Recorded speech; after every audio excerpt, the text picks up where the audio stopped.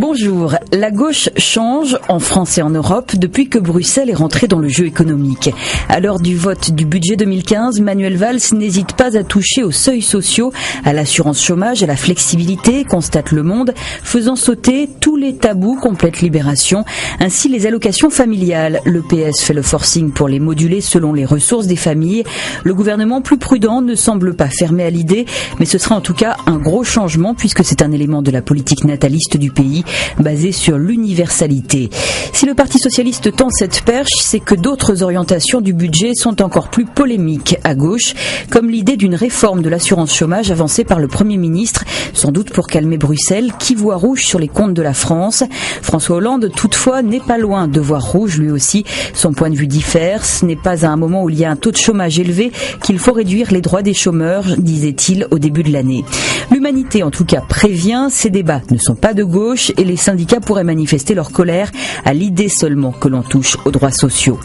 Pendant ce temps, dans l'opposition, le Kazakh-Gate, la nouvelle casserole de l'ancien chef de l'État, s'étoffe dans Libération après les révélations du Monde. Le quotidien s'est procuré un document qui confirme que l'Élysée, occupé par Nicolas Sarkozy, s'est démené pour modifier la loi belge pour voler au secours d'un oligarque d'origine kazakh, le tout sur fond de commissions occultes. Le Monde se mobilise contre Ebola, dit optimiste, le gratuit direct matin.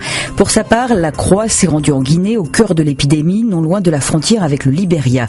Dans cette région, 3 centres de Médecins sans frontières accueillent les malades. Les soignants prennent des risques, font ce qu'ils peuvent, sont débordés. Il faut aussi sensibiliser la population, lui enlever ses croyances, ses peurs pour instaurer de la confiance nécessaire à l'endiguement de la maladie.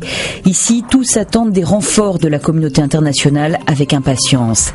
L'équipe, et ça fait partie aussi de l'actualité, est au chevet de la Ligue 1 de football. Le quotidien sportif avance des pistes pour une profonde réforme de la compétition. Parmi celles-ci, passer de 20 à 10 équipes, payer les joueurs selon leurs performances, faire entrer les supporters dans le capital des clubs. Pas de doute, là aussi, ce sont des réformes choc. On se quitte sur le dessin de Plantu dans Le Monde qui nous ramène à l'économie et aux contradictions du gouvernement. Bonne lecture, à demain.